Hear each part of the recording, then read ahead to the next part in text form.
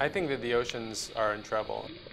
Top predator populations have declined dramatically since the rise of industrial fishing.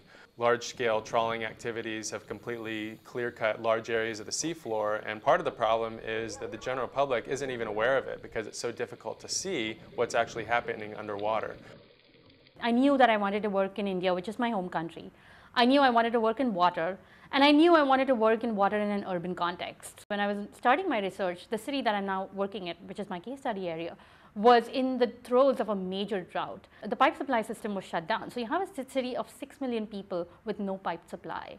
How did the city get into such a mess? Is it going to happen again? Can we do anything to solve it? One of the most important challenges we face is that of global climate change. With fairly high confidence, the climate has changed, and we're going to see significant climate changes in the future. But there's a huge range of potential futures we're going to see. The goal of my research is to help better understand the uncertainty in future climate change and to better quantify the risks. IPER is the interdisciplinary graduate program on the environment. It's absolutely central to the environmental initiative at Stanford. And it's growing. It's been tremendously successful. We have 30 students enrolled in the PhD program. They're going off to wonderful careers in academia, in government, in the nonprofit sector, and with other sort of major institutions. From the beginning, the idea was to span all schools at the university. The School of Earth Sciences has taken the lead in this and supported IPER in many ways, but we really do cover the whole campus. I knew that I would have disciplinary depth, but I also knew that by that structure, it would give me access to faculty all over campus.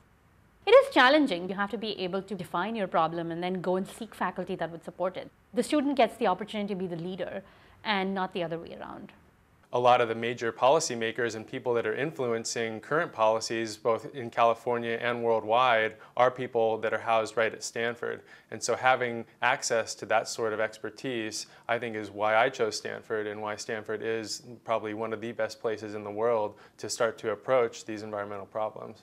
The vision of IPER is to cultivate a new kind of leader, someone who's exceptionally good at sort of thinking and problem solving, and who at the same time is oriented around the big challenges facing society today.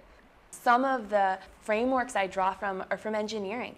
Risk analysis is something that we've been doing for decades when we build a nuclear plant. I've also spent a lot of time in the law school learning from the policymakers' perspective. What they want to know is local impacts and this likelihood component. I can tell them that there is a small chance that blank might happen.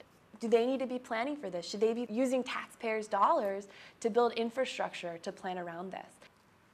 The real strength of IPER is that you have to gain an expertise in at least two very different fields of study. And for me, that was economics and marine ecology. So now when I go out there and find these complex issues, I'm able to really break down the problem and then figure out which types of policy tools are best appropriate to match the situation. Finding simplicity out of complexity is the challenge, I think, that IPER students enjoy and like to face. And I think that's what motivated me. When you look at the world's biggest problems and ask, what we most need to overcome them, it's leadership. It's people with the vision, the capacity intellectually, and the resources. And IPER is designed to deliver on that.